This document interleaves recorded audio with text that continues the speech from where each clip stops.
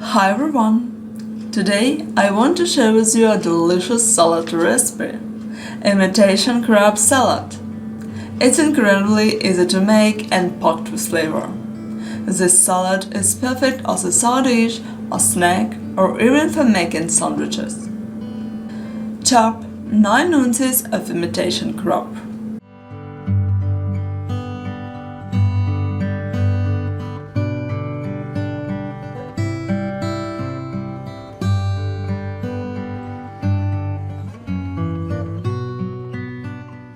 Three boiled eggs,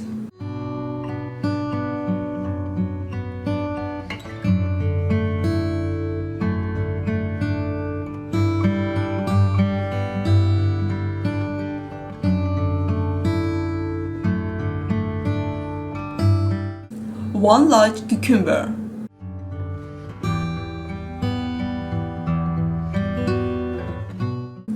then add 7 ounces of canned corn. Add 2 tablespoons of mayonnaise or any favorite sauce. Mix everything together until well combined. Refrigerate the salad until you are ready to serve.